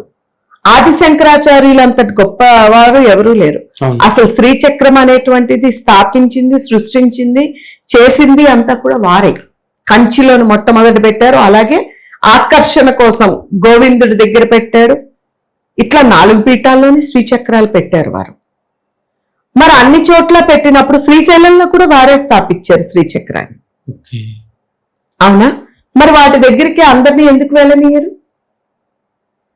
కొంచెం నియమాలు నిష్టలు అనేది పెడతారు. ఎందుకు ఈ నియమాలు నిష్టలు అనేది పెడతారంటే ప్రతి ఒక్కరు చేసేయచ్చు. ఆ ఎనర్జీ తట్టుకోగలిగే శక్తి ఉండాలి కదా మనకి. మనం ఎంత తినగలమో, ఇప్పుడు సపోజ్ నేను ఒక 1/4 కిలో బియ్యం భోజనం చేయగలను. నాకు ఆ 1/4 కిలో తిన్నప్పుడే నా బాడీ కూడా స్టేబుల్ ఉంటుంది, నేను నిలబడగలుగుతాను. 1/4 కిలోకి పెరిగిందంటే ఏమవుతుంది? తట్టుకోలేక పడిపోతాను. ఆ ఎనర్జీని తట్టుకోగలిగే కెపాసిటీ కూడా మనకు ఉండాలి కదా. ఇవన్నీ కూడా ఎనర్జీస్ ని సృష్టించేటువంటివి. ఆ ఎనర్జీ తట్టుకోలేని అయిందంటే ఏమవుతారు? అయితే పిచ్చి వాళ్ళు అవుతారు, లేకపోతే గందరగోళాలు అయిపోతాయి. ఇది ఎవరూ తెలుసుకోలేకపోతున్నారు. నేను పెట్టేస్తా, నేను పూజ చేసేస్తానని ప్రతి ఒక్కళ్ళు చేసేస్తున్నారు. మీకు ఆ యొక్క అర్హత, దాని ఎనర్జీని తట్టుకోగలిగే ఎనర్జీ పవర్ ని గ్రాస్ప్ చేసుకోలే అర్హత, శక్తి మనం సంపాదించామా లేదా అనేది మనం చూసుకోవాలి. చాలా సింపుల్ గా తీసేస్తున్నారు ఇది. కానీ దాంట్లోంచి ప్రొడక్షన్ అయ్యేటువంటి ఎనర్జీ ఇంత అంతా కాదు. స్టార్టింగ్ లో నేను ఇబ్బంది పడ్డాను, నమ్ముతారా మీరు? ఎందుకంటే ఎనర్జీ లెవెల్స్ పెరిగిపోతున్న కొద్దీ బాడీలోని వివిధ రకాలైనటువంటి ఇబ్బందులు కూడా వస్తాయి. మనమేమో అనుకుంటాం, కానీ ఈ ఎనర్జీస్ తట్టుకోలేక వచ్చేటువంటి బాధకి హాస్పిటల్స్ కి పరిగెట్టి ఏదో అయిపోయింది అనుకుంటాం. కాదు. అసలు డాక్టర్స్ మీ దగ్గరికి వెళ్ళారంటే మీకు ఏం లేదు అంటారు, కానీ ఇక్కడ ప్రాబ్లం వస్తూ ఉంటుంది. ఇదేంటంటే ఆ ఎనర్జీ లెవెల్స్ తట్టుకోలేక వచ్చినటువంటివి ఇవన్నీ. దీన్ని బట్టి ఇప్పుడు మీరు ఆలోచించండి, పెట్టచ్చా పెట్టకూడదా అనేది మీరు ఆలోచించండి. అమ్మా, శ్రీ చక్రాన్ని ఏ విధంగా పూజించాలమ్మా? అది గుడిలో ఉంటే? గుడిలో ఏముంది, ఇంట్లో ఏముంది? శ్రీ విద్యా ఉపాసన అనేటువంటి చాలా చెప్తూ ఉన్నారు. శ్రీ చక్రాన్ని అమ్మవారి నామాలతోని, కుంకుమతోనే మెయిన్. ఎప్పుడు ఎక్కువ శాతం శ్రీ చక్రాన్ని చక్కగా కుంకుమతోనే పూజ చేసి, మీరు ఎక్కడైనా చూడండి కుంకుమతోనే కప్పబడి ఉంటుంది అమ్మవారి స్వరూపం. సాధారణంగా శ్రీచక్రం బయటికి కనిపించుకోవడం కంప్లీట్ కుంకుమతో నిండిపోయి ఉంటుంది. అభిషేకాలు చేసి కుంకుమతో నింపి ఎక్కువ కుంకుమతోనే చేయాలి పూజ. పువ్వులు అవి కాదు, ఓన్లీ కుంకుమ. అంటే కుంకుమ అనేసరికి మనకు అక్కడ ఏమవుతుంది? స్వచ్ఛమైనటువంటి పసుపుతోనే కుంకుమ వస్తుంది మనకి. అవునా? అందులోని కలిపి పసుపులోనే అన్ని మనం కలిపి కుంకుమని తయారు చేసుకుంటున్నాం. అటువంటి ఆ పవిత్రమైనటువంటి ఆ శుద్ధి చేసేటువంటి ఆ పసుపు ఏదైతే ఉందో, అలాగే శాంతికి కూడా మనం పసుపునే వాడతాం. అందుకనే అటువంటి కుంకుమతోనే మనం కుంకుమార్చన చేస్తాం. అంటే అందులో ఉండేటువంటి ఎనర్జీని శాంతింప చేయడానికి కుంకుమ పూజ మనం ఎక్కువ చేస్తాం. దానికి గూఢంగా పెడతాం. అందులోనిటువంటి తీసుకుని ఆ ఎనర్జీ అంతా కుంకుమలోకి వస్తుంది. ఆ ఎనర్జీని మనం కుంకుమ శ్రీచక్రం మీద నుంచి తీసినటువంటి కుంకుమని మనం పెట్టుకుని ధరించాము అంటే ఆ పవర్ మనకు వస్తుంది, ఆ ఎనర్జీ మనకు వస్తుంది. దీంట్లోనే సైన్స్, ఆధ్యాత్మికము సైన్స్ కంటా అద్భుతమైనటువంటిది. సైన్స్ కనిపెట్టలేనటువంటిది ఆధ్యాత్మికం చాలా ఉంది. కానీ దీంట్లోని సైన్స్ అని ఇప్పుడు చాలా నాలెడ్జ్ పర్సన్స్ ఎక్కువ అయిపోతున్నారు కదా, మీరు సైన్స్ ప్రకారంగా చూసినా కూడా ఎనర్జీ ఫ్లోస్ అవన్నీ మనకు అర్థమైతాయి. వితండవాదులు ఎక్కువ అవుతున్నారు ఈ రోజుల్లోని. ఈ ఎనర్జీస్ అనేటువంటివి చాలా పవర్ఫుల్ ఎనర్జీస్. మీరు నార్మల్ గా ఏదైనా టెస్ట్ చేద్దామని అలాంటి కుంకుమ అది పెట్టుకుని ఏదైనా ట్రై చేయండి, నిలబడి నాకు చూపించండి, నేను చెప్తా. అమ్మ, పూర్వం రోజులు కంచి అమ్మవారు సాయం సమయం అంట, రేత్రి సమయంలోకి వచ్చి సంహరణ చేసేదంట అమ్మ మనుషుల్ని, పశువుల్ని. నిజమేనమ్మా? నిజం. అది ఎందుకు అమ్మవారు అమ్మ స్వరూపం అలా చేయటానికి కారణం ఏంటమ్మా? ఇప్పుడు వాస్తవంగా చెప్పా, ఇందాక కూడా మనం చెప్పుకున్నాం, నెగిటివిటీకి వెళ్ళింది మనం negative force, positive force, energy, positive negative రెండు అమ్మనే, వేరేం లేదు. ఏదైనా సరే ఉన్నది ఒకటే. ఆ ఉన్నదే పాజిటివ్ అంటే సాత్వికంగా ఉన్నప్పుడు అమ్మ తల్లి అని మనం పూజ చేస్తున్నాం. అదే తల్లి రాత్రి అయ్యేసరికి క్రూరత్వంగా తయారై మృగంలా మారిపోతుంది. అది కూడా ఆ తల్లియే, వేరు కాదు. మళ్ళీ రాత్రి దాటిపోయింది అంటే అంటే అజ్ఞానం. మీరు చూడండి, రాత్రి సమయంలోనే ఆవిడ సంహారానికి వెళ్ళేది, ఎవరో ఒకళ్ళని ఆహారంగా స్వీకరించింది అంటే తనలోని ఉండేటువంటి ఆ శక్తి ఏదైతే ఉందో అది కాస్త నెగిటివ్ శక్తిగా మారేది. ఆ నెగిటివ్ శక్తిగా ఎప్పుడైతే ఉండేదో, ఆ ఉగ్రత్వము మృగత్వం ఎప్పుడైతే వచ్చిందో, బయట వెళ్ళి ఎవరో ఒకళ్ళని బలి తీసుకునేది, సంహరణ చేసేసేది. అసలు రాత్రి అయ్యేసరికి బయటికి తిరగాలంటే భయపడేవారు ఆ రోజు. అప్పుడు అది తెలిసి ఆదిశంకరులు అక్కడికి వెళ్ళారు. అప్పుడు కూడా అక్కడ ఒక సన్యాసాశ్రమంలో ఉండేటువంటి వారు, అక్కడ వారు ఆ రాజు గాని వారు గాని వద్దు అని అందరూ చెప్పారు. సరే, నేను గృహస్థాశ్రమంలోని పడుకోవడే వాడిని కాదు, పడుకోకూడదు, సన్యాసాశ్రమం తీసుకున్నాను కాబట్టి అంటే గుడిలో పడుకుంటానన్నప్పుడే వీళ్ళు భయపడారు. రేపు పొద్దున మనం చూడము అనుకున్నారు. ఆమెని కంట్రోల్ చేయగలిగే కెపాసిటీ ఎవరికి సరిపోలేదు. అయితే ఇక్కడ ఈ నెల కంట్రోల్ చేశారు. ప్రేమని మించింది ఏదీ లేదు. భక్తి అంటే వేరే ఏదో కాదు, ప్రేమ. పరమాత్ముడిపై అదే ప్రేమని మనం మనుషులపై చూపించాము అంటే దాన్ని మనం ప్రేమ అంటాం, వాత్సల్యం అంటాం, ఇదంటాం. దీన్ని మించి అమితమైనటువంటి పరమ ప్రేమని ఏదైతే మనం భగవంతుడిపై చూపిస్తున్నామో అదే భక్తి. ఈయన అక్కడ వీళ్ళు దానికి భయపడిపోయారు. మనము అంతకు ముందు కూడా చెప్పుకున్నాం, భయం ఏదైతే ఉందో అదే రాక్షసత్వం, ధైర్యం ఏదైతే ఉందో అదే దైవత్వం. సింపుల్ గా చెప్పుకుంటే ఇక్కడ ఆదిశంకరులు ఆయన దేనికి, చావుకి మరణానికి భయం లేదు, జీవించాలనేటువంటి కోరిక లేదు, తనకి తానేంటనేది తనకి తెలుసు. తను భగవత్ స్వరూపంగా తనని తాను ఆత్మసాక్షాత్కారం పొందినటువంటి మహానుభావుడు ఆయన. మహాశక్తివంతమైనటువంటి సాధకుడు, పరకాయ ప్రవేశం కూడా చేసినటువంటి వారు. అటువంటి వారు ఆయనకి తల్లిని ఎలా ఆనందింపజేయాలి, తల్లిని తన వైపు ఎలా తిప్పుకోవాలి అనేటువంటిది ఆయనకి తెలుసు. కాబట్టే ఆయన అక్కడ కూర్చుని, అక్కడ కూడా చూడండి పరమాత్మని స్మరించుకుని కూర్చున్నాడు ఆయన. అదే తల్లిని ప్రార్థించి అక్కడ కూర్చున్నాడు, ప్రేమగా మాట్లాడాడు. నాకు నీతో జూదం ఆడాలని అన్నాడు.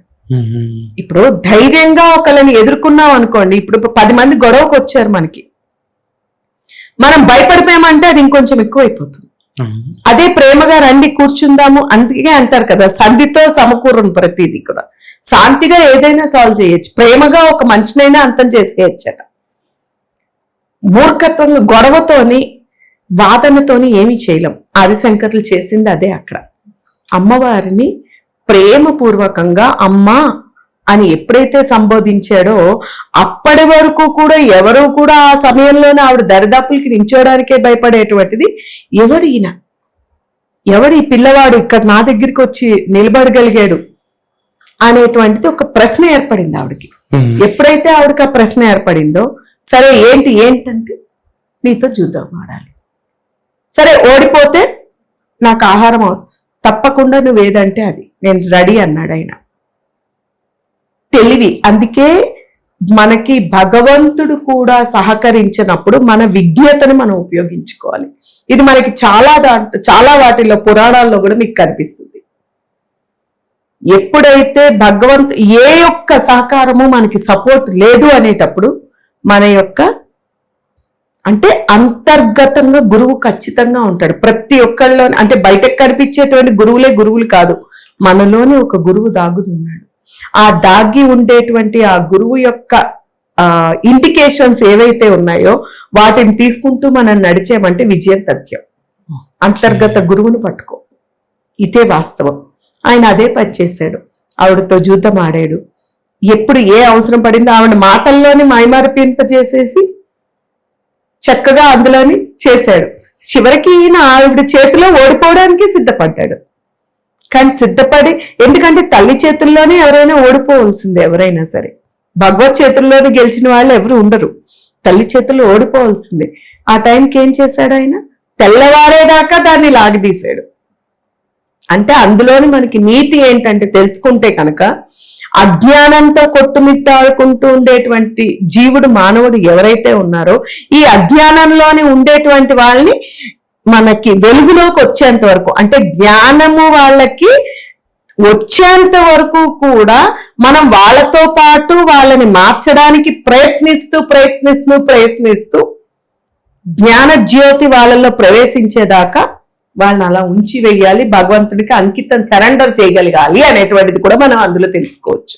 తల్లిని అదే విధంగా చేశాడు ఆయన. తెల్లారిపోయింది ఆయన. అమ్మా వాస్తవమే, నువ్వు చెప్పింది, నేను నీ చేతిలో ఓడిపోయింది వాస్తవమే, కానీ తెల్లవారింది తల్లి. ఇంకా ఆవిడేం చేసింది? సైలెంట్ గా లోపలికి వెళ్ళిపోయింది. ఆ ఎనర్జీని అంతా ఏం చేశాడు ఆయన?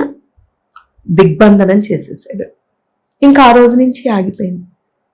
మహానుభావులు మనకి వీటిలోని అంతరార్థం తెలుసుకోలే, అంతేగాని దాని అంతరార్థాన్ని మనం వాస్తవికాన్ని ఏంటి అంతరార్థం ఏంటనేది మనం వదిలేస్తున్నాం, వాస్తవికాన్ని వదిలేస్తున్నాము.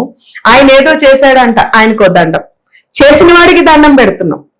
ఆయన చేయగలిగాడు, మరి నేను కూడా, అందరం పరమాత్మ స్వరూపులు అన్నప్పుడు మన శక్తి ఏంటి, మనం ఎందుకు చేయలేకపోతున్నాం, మనం చిన్న చిన్న వాటికే ఎందుకు ఇబ్బంది పడుతున్నాం అనేది మనం గ్రహించగలిగితే చాలా చాలా మనకి తెలిసి వస్తుంది.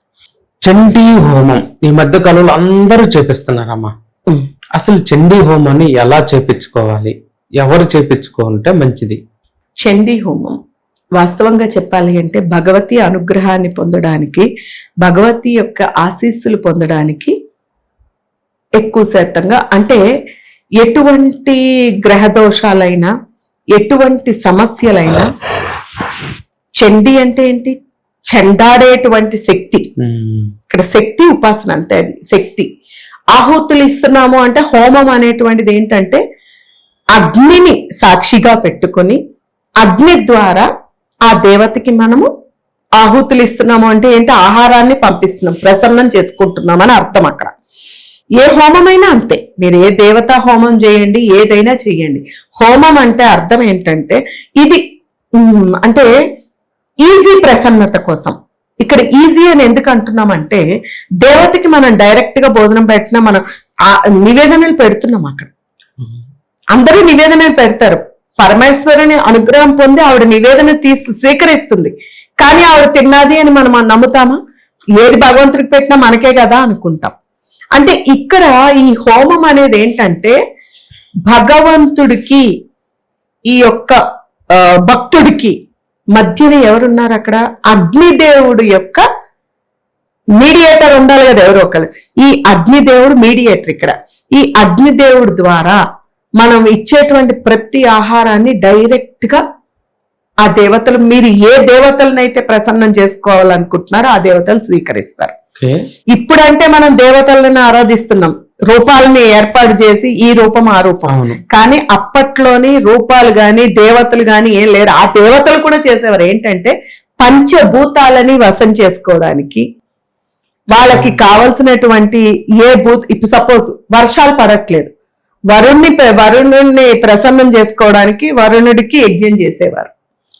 ఇలాంటివి జరిగేవి. అలాగే ఈ చండీ హోమం కూడా, చండీని అయితే డైరెక్ట్ గా ప్రసన్నం చేసుకోవడం. అయితే అందరూ చెయ్యొచ్చా అన్నారు మీరు.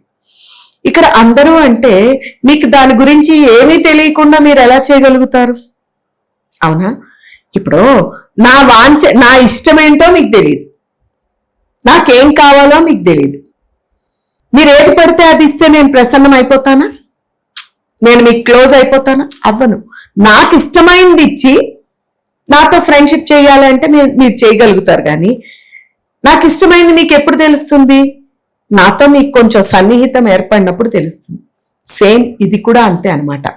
ఎవరైతే ఆ యొక్క ఉపాసనలో ఉన్నారో, ఆరాధనలో ఉన్నారో, అటువంటి ఋత్వికుల్ని పెట్టి, అంటే ఆ పూజలు చేయగలిగేటువంటి ఆ శక్తి ఉండేటువంటి వాళ్ళని పెట్టి ఆ ఆహూతులు ఇప్పిస్తే మనకు ఆ తల్లి యొక్క అనుగ్రహాన్ని లభిస్తుంది. అయితే ఇక్కడ అందరూ చేయొచ్చా అంటే ఋత్వికులు వాళ్ళు డబ్బు మీద ఉంటుంది, చేసేది వాళ్ళు ఉంటారు. అంటే ప్రతి ఫలితం అనేటువంటిది చేసినందుకు వారికి, డబ్బు పెట్టినందుకు మీకు ఆ ఫలితం దక్కుతుంది. అయితే ఇక్కడ గ్రహించాల్సింది ఒకటి గుర్తుపెట్టుకోండి, మనం ఇంతకు ముందు కూడా చెప్పుకున్నాం, భగవంతుని యొక్క అనుగ్రహం అందరి మీద సమానంగానే ఉంటుంది. అలాగే మనము ఏమి చేసినా, మంచైనా చెడైనా 10 రెట్లు ఫలితం గ్యారంటీ.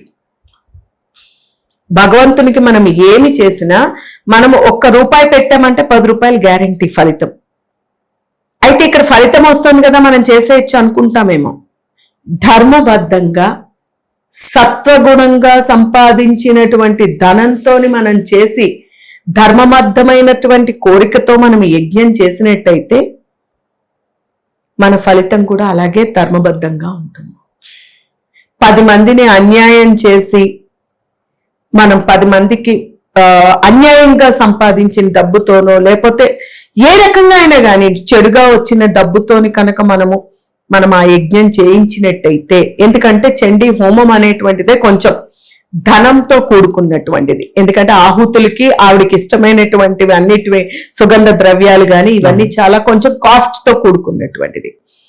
అది ఏదో ఒకలాగా చేసేయాలనేటువంటి ఉద్దేశంతో మనం ఎలా అయినా మనం కూడా చేసేయాలని ఎలా పడితే అలా డబ్బుని తెచ్చుకుని మనం ఆ యజ్ఞం చేసినట్టయితే, లేదా కొంతమంది ఏం చేస్తూ ఉంటారంటే 10 మంది దగ్గర, దాతల దగ్గర తీసుకుంటూ ఉంటారు.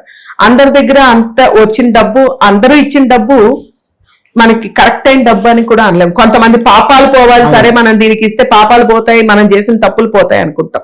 మనం తీసుకునేటువంటి, ఇందాక శ్రీచక్రం మీద కుంకుమ వేసినప్పుడు ఆ కుంకుమ యొక్క ఎనర్జీ మనకి ఎలాగొస్తుందో దీనికి కూడా అలాగే వస్తుంది. ఇదే కర్మ సిద్ధాంతం. సో అలా చేసినట్టయితే అప్పుడు మనకి ఫలితం వస్తుంది. చండీ హోమం చేసినట్టు ఋత్వికులు కరెక్ట్ గా ఉన్నప్పుడు ఖచ్చితంగా ఎలా అయినా సరే ఫలితం వస్తుంది దేవుడికి చేసినది. కానీ ఫలితం కూడా అలా నెగిటివ్ గానే వస్తుంది. అప్పుడు మనం ఎవరిని తప్పు పట్టలేం అక్కడ ఉంటే. అందుకనే ఆత్మయజ్ఞాన్ని మించిన యజ్ఞం లేదంటారు. ఎందుకంటే అక్కడ ఏ ద్రవ్యాలు వాడమో అక్కడ క్రియ ఏమి ఉండదు మనకి. ఇదే తేడా. జాగ్రత్తగా చేసుకోవాలి ఏది చేసినా అంతే. అమ్మా, టైం ట్రావెల్ గురించి మధ్య ఎక్కువ మాట్లాడుతున్నారు. టైం ట్రావెలింగ్ గురించిన ప్రస్తావన మన పురాణాల్లో కూడా ఉందని చెప్తున్నారు. ఉన్నది.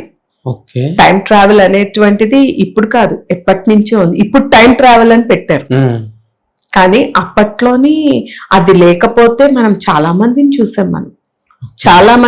చాలా పురాణాల్లో చూసాం.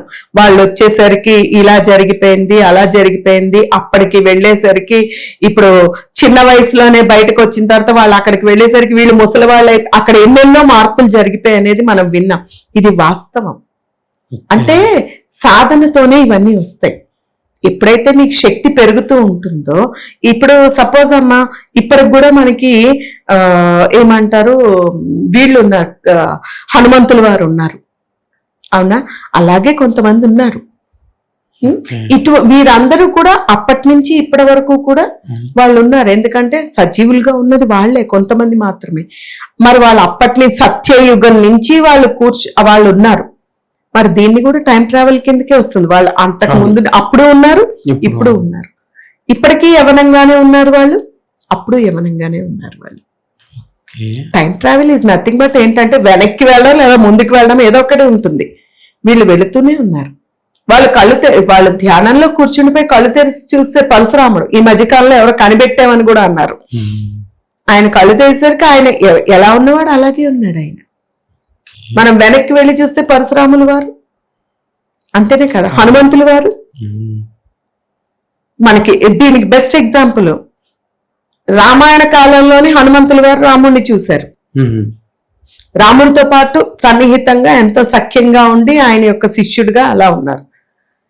కృష్ణావతారంలోని కృష్ణుని చూసిన తర్వాత ఆయన యాజ్ ఇట్ ఈస్ అలాగే ఉన్నారు. మరి ఇది టైం ట్రావెల్ కి వస్తుంది కదా. కృష్ణావతారానికి వచ్చేసరికి ఇక్కడ అవతారమే మారిపోయింది, అవతారం మారిపోయింది, యుగం మారిపోయింది. These are all nothing but time travel అంతే. అలాగే మునీశ్వరులు ఎంతో మంది టైం ట్రావెల్ చేశారు. మునీశ్వరులు కావచ్చు, అందరూ కూడా టైం ట్రావెల్ చేశారు. కానీ దీనికి కూడా అంత ఈజీ కాదు. కాకపోతే ఇప్పుడు అవి చూసి మేము టైం ట్రావెల్ చేసేస్తాము అనేటట్టు మనం ఏదో వెనక్కి, కానీ అది ఇంపాసిబుల్. సాధనతో సమకూరు దరిలోన అనేటట్టు సాధనతో ఏదైనా సాధ్యం అవుతుంది. కానీ నార్మల్ గా ఏదో చూసి మేము చేసేస్తాం అనుకోవడం భ్రమ.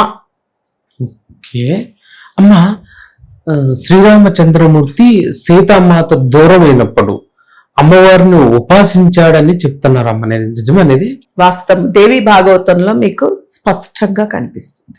ఓకే, దేవిని ఉపాసించడము, దీక్ష చేయడం. దేవి దీక్ష చేశాడు ఆయన. దేవి భాగవతం పారాయణ చేయించాడు, అంటే దేవి యజ్ఞం చేశాడు. ఎగ్జాంపుల్ సింపుల్ గా చెప్పాలంటే అలా చేసిన తర్వాతే అమ్మవారు నా అంశ నీకు సహాయకారిగా ఉంటుందని హనుమంతుల వారు అమ్మ యొక్క అంశగా వచ్చారు. అంటే ఇక్కడ అమ్మ వేరు, శివావతారమే హనుమంతుడు అంటారు. శివుని యొక్క అవతారమే హనుమంతుడు కూడా. శివుడు వేరు, శక్తి వేరు కాదు, ఉన్నది ఒకటే. కానీ ఆ అంశగా హనుమంతుల వారు వచ్చారు అంటే అందుకే ఆయనకి అంత శక్తి. వాస్తవం అది. అమ్మ, దేవి భాగవతం పారాయణ ప్రాధాన్యత ఏందమ్మా? దేవి భాగవతం అనేటువంటిది అంటే మనకి ఎన్నో పురాణాలు ఉన్నాయి. అన్నిటిలోకి ఉత్తమోత్తమైనటువంటిది దేవి పురాణం, దేవి భాగవతం అంటాం. అంటే ఇక్కడ దేవి అంటే స్త్రీ రూపంగా భావిస్తూ ఉంటారు. అంటే ప్రకృతి అనేటువంటిది స్త్రీ కిందకి వస్తుంది. మనం అది ఏ రకంగా చూసినటువంటి అయినప్పటికీ కూడా ఒక శక్తి, అతీతమైనటువంటి కాస్మిక్ ఎనర్జీ. వ్యాసుల వారు మనందరికీ తెలిసినదే. అంటే ఆయన ప్రత్యక్షంగా ధ్యాన రూపంలోని ఆయన ఏదైతే దర్శించుకున్నారో, ఇక్కడ రెండు భాగవతాలు ఉన్నాయి. కృష్ణ భాగవతం ఉంది, దేవి భాగవతం ఉంది. కృష్ణ భాగవతానికి మనం వచ్చేసరికి ద్వాపర యుగంలోని కృష్ణావతారము ఎత్తిన తర్వాత జరిగినటువంటిది. కానీ దేవి భాగవతం అలాంటిది కాదు, సృష్టి ఆది నుంచి ఉన్నటువంటిది. అసలైనటువంటి భగవతి లేదా భగవానుడు, భగవతి అన్న భగవానుడు అన్న. ఇక్కడ భగవతి ఎవరు, భగవానుడు ఎవరు? ఇక్కడ మన రూపం కాదు, అతీతమైనటువంటి శక్తి. ఇక్కడ ఎవరు భగవతి అంటే అర్థం ఏంటంటే 6 లక్షణాలు కలిగినటువంటి వారు, భగము కలిగినటువంటి వారు భగవానుడు అంటాం. ఈ భగము అంటే అర్థం ఏంటంటే 6 లక్షణాలు. అంటే ఏంటి 6 లక్షణాలు అంటే జీవుడి యొక్క రాక పోక తెలిసినటువంటి వారు, ఆది అంతం తెలిసినటువంటి వారు. మనకి తెలుసా ఆది అంతం? మన జన్మే మనకి తెలియదు, మన పుట్టుక మన యొక్క మరణమే మనకి తెలియదు. అంటే ఆది అంతం తెలిసినటువంటి వారు. ఇవి 2 లక్షణాలు. ఇంకొకటి ఏంటంటే జీవుల యొక్క, అంటే భూతానాం ఆగతిం గతిం అన్నాం. అంటే భూతాము అంటే ఇక్కడైతే భూతాలు దెయ్యాలని కాదు, జీవుడు. ఎప్పుడైతే దేహం దాలుస్తామో జీవుడు కిందకి వస్తామో, భూతం కిందకి వస్తాం. అయితే ఈ జీవుడి యొక్క రాక పోక, అంటే జనన మరణాలు తెలిసినటువంటి వాడు. అలాగే విద్యాం అవిద్యాం, అంటే విద్య అంటే ఏంటి? అంతటా వ్యాపించి ఉన్నది పరమాత్మనే. అంటే అక్కడ పరమాత్మ ఎవరు? నేనే పరమాత్మ, అవునా? తనని తాను తెలుసుకొనడం విద్య. ఓకే. అంతటా ఉన్నది పరమాత్మ అని తెలుసుకోవడం విద్య. అది తెలుసుకోలేకపోవడమే అవిద్య. ఈ 6 లక్షణాలు ఎవరైతే ఉన్నారో వాళ్ళ నిజంగా భగవత్ స్వరూపం, భగవంతుడే. ఓకే. అదే భగవంతుడు అంటే. ఇదే తనని తాను తెలుసుకోవడం, తనని తాను తెలుసుకోలేకపోవడం, తనని తాను గుర్తించలేకపోవడం అజ్ఞానం. ఇప్పుడంటే విద్య అంటే ఏదో పుస్తకాలు చదివేస్తే అది విద్య అనుకుంటున్నాం. అది కాదు విద్య అంటే. ఏ అంతటా వ్యాపించి ఉన్నది పరమాత్మ అని తెలుసుకోవడంతో పాటు అది అనుభూతి చెందగలగాలి. అంతటా ఉన్నాడంటే మనలోని కూడా అదే పరమాత్ముడు ఉన్నాడు కదా. తనని తాను దర్శించుకొని తనని తాను తెలుసుకున్నప్పుడు తనే పరమాత్మ స్వరూపం. అందుకనే ఇది దేవి భాగవతము అనేటువంటిది మూలం. మన యొక్క జగత్ సృష్టి నుంచి ఉందన్నమాట. సృష్టి ఎలా ఏర్పడింది, అలాగే ఆ దేవి భాగవత నేను స్వయంగా అనుభూతి చెందినటువంటిది. దేవి భాగవతం పారాయణం చేసి, అంటే ఒక సంకల్పార్థం మనం దేవి భాగవతం పారాయణ చేసి, లేకపోతే అనారోగ్యంగా ఉండేటువంటి వాళ్ళని ఎవరి దగ్గరైనా మనం అది చేసినట్టయితే ఖచ్చితంగా దాని యొక్క అనుగ్రహం లభిస్తుంది. ఓకే. ఇది సత్యం సత్యం సత్యం. నేను అనుభూతి చెందిందే నేను చెప్తాను. నాకు దేవి భాగవతం పరమాత్మ నుంచి స్వయంగా వచ్చినటువంటిది నేను చాలాసార్లు చూశాను. అంటే నాకు జరిగిన ఎగ్జాంపుల్ నేను చెప్తా. దేవి భాగవతం పారాయణ చేద్దామని మొదలుపెట్టి నేను ఎంత ప్రయత్నించినా గానీ అది పూర్తి చేయలేకపోయానంటే కనుక ఏదో వస్తోంది, నేను రెడీ ఉండాలి అనేది సిద్ధం. నాకు ఇది వరకు చాలా సార్లు జరిగింది. రీసెంట్ గా కూడా జరిగింది. రీసెంట్ గా ఏంటంటే, ఎప్పుడు క్రిందటి శరణ్ నవరాత్రులప్పుడో లేకపోతే ఆషాఢ నవరాత్రులు కాదు, శ్యామలా నవరాత్రి అప్పుడు.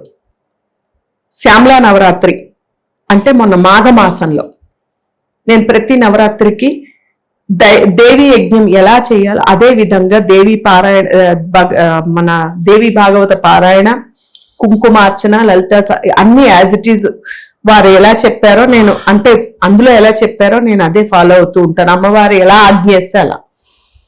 పారాయణ నేను ఎంత ప్రయత్నిద్దామన్నా కూడా అది చేయలేకపోయాను. నాకు అప్పటి నుంచి ఈవిడ నేను చెయ్యనివ్వట్లేదంటే ఏదో డిస్టర్బెన్స్ ఉంది అనుకున్నా. నేను అది ఫేస్ చేస్తూనే ఉన్నా, ఇప్పటికీ నడుస్తూనే ఉంది అది. మళ్ళీ నేను అది పారాయణ పూర్తి చేశానంటే క్షణాల్లో అన్ని పూర్తవుతాయి. కానీ అది నేను పూర్తి చేయాలి అనుకోవడానికి నాతో అయ్యే పని కాదు అది. మళ్ళీ ఆవిడే ఆజ్ఞ అవుతుంది. ఇప్పుడు చైత్రమాసం ఎలాగూ వస్తుంది, మళ్ళీ నవరాత్రులు మొదలవుతాయి. బహుశా అప్పుడు పూర్తవుతుంది. అది కంప్లీట్ నేను చేయగలిగాను అంటే ఈసారి నేను సంకల్పించింది విజయం సాధిస్తాను అనేటువంటిది అర్థం. అంటే నేను ప్రాక్టికల్ గా అనుభూతి చెందాను, అనుభవించాను. సో ఒక్కొక్కళ్ళ అనుభవం, ఒక్కొక్కళ్ళ అనుభూతి ఒక్కొక్కలా ఉంటుంది. నా అనుభవం అది. మీ విలువైన సమయాన్ని మా మ్యాక్స్ టీవీకి ఇచ్చి మా సందేహాలకి సమాధానం చెప్పడానికి చాలా చాలా థ్యాంక్స్ అమ్మ. హరి ఓం తత్సత్.